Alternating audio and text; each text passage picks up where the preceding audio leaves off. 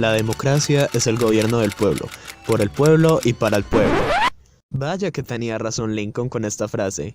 Porque si nos fijamos en la política en la historia del mundo, es mucho mejor la democracia. Tanto así que en el colegio tenemos nuestra propia democracia, porque elegimos al personero o personera, personerito o personerita, representante de grupo y otros cargos. Así que hoy echaremos un vistazo a la historia de la democracia y cómo fue cambiando con el tiempo.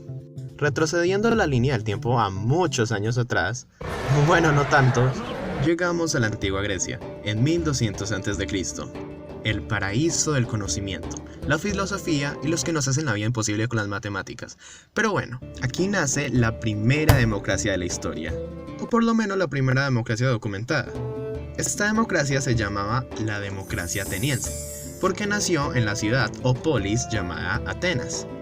Aquí la gente, pueblo, elegía a sus gobernantes, y el pueblo eran los que mandaban a sus líderes, sobre todo en una reunión que se hacía entre todo el pueblo, llamada asamblea. En la asamblea realmente estaba la verdadera democracia, que viene de la palabra demos de pueblo y kratos de poder, significando el poder del pueblo.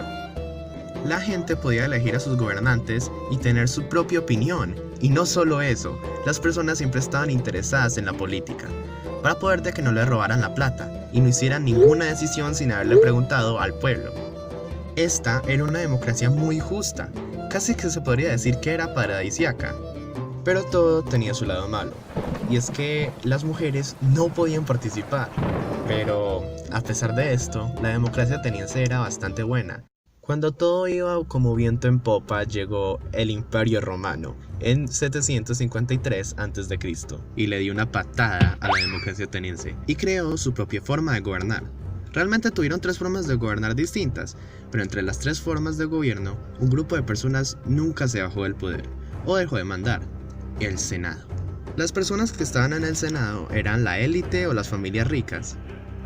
Ellos tenían mucho poder y eran el grupo más top de todos. Pero el Senado se peleaba mucho con el pueblo, porque el Senado era muy vida buena y el pueblo le tocaba muy duro. El Senado eran personas de las familias ricas que se reunían y se juntaban para tomar decisiones. Entonces el poder no estaba en una sola persona, sino que en varias, para poder de que haya muchas opiniones y distintos puntos de vista. Fue tan importante el Senado en Roma que en Colombia tenemos nuestro Senado. El problema de Roma es que, bueno, el poder estaba en el pueblo, pero no todo el pueblo, solamente las personas del pueblo que tengan plata. El derecho actual no es otra cosa que el derecho romano evolucionado. Obviamente no vamos a encontrar el derecho romano textual y tal cual como fue en Roma hace 2000 años, pero los principios están. El derecho romano va mutando sobre esos principios y objetivos y es el derecho del mundo occidental. En Roma había una protección de la mujer, se la protegía, no se la podía castigar, el marido no podía echarle mano encima, la mujer podía dejar testamento. La mujer romana forma parte a través del matrimonio con el marido. Hay una fórmula cuando se celebra matrimonio que dice soy tu gallo como tú eres mi galla. Ese gallo es un nombre, ¿no? Es decir, es otra la concepción romana en cuanto a eso. De hecho, tiene causales de divorcio la mujer propias. Otro de los rasgos importantes es el edicto de precios máximos, que hoy en la economía moderna, bueno, en nuestro país hasta hace poco teníamos precios cuidados para evitar, para tratar de que sea más equitativo el consumo, que la gente tuviera acceso, se pusieron precios a las mercaderías. Lo extraño es que pasaron tantos siglos y se siguen aplicando la misma receta económica.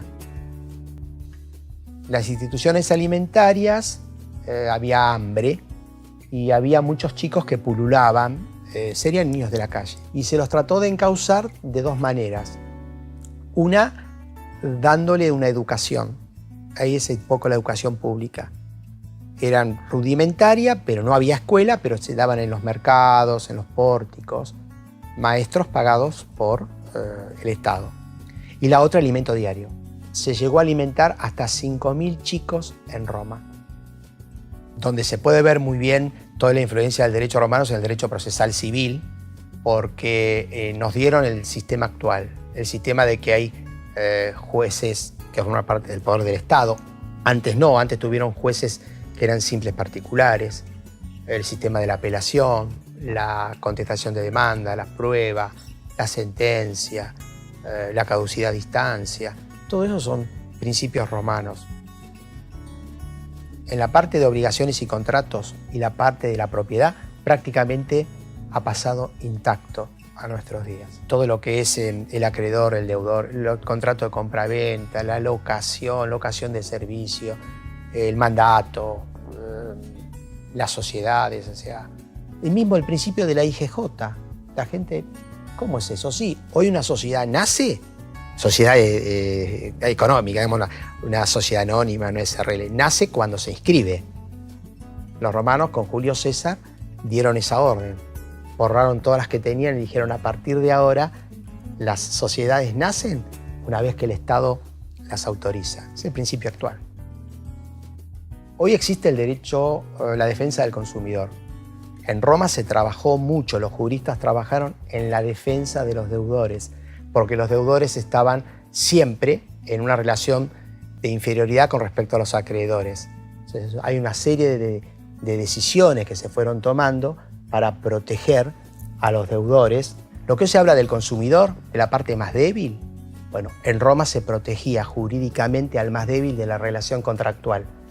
Ellos avanzaron en obligaciones, en los contratos de compraventa, locación, mutuo, comodato, sociedad. O sea, son todos los contratos modernos que hoy obviamente están muchos más especializados. Nacen todos en Roma, son fuentes de las obligaciones.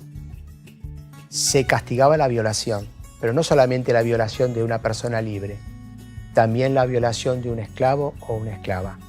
Es decir, toda relación sexual que era contrario a la voluntad, digamos, del sometido, de la víctima, era punido severamente. Otro rasgo muy importante, y que hace un poco también a la sensibilidad de los que nos pasó a nosotros en la época de la represión, hay fallos que castigan en los casos de obediencia debida y temor reverencial. Es decir, castigan cuando la orden es atroz, o sea, inhumana. No solamente se castigaba al que daba la orden, sino al que la cumplía. Porque dijeron los juristas, el que la cumplen, siendo una orden atroz, se tenía que haber abstenido de cumplirla.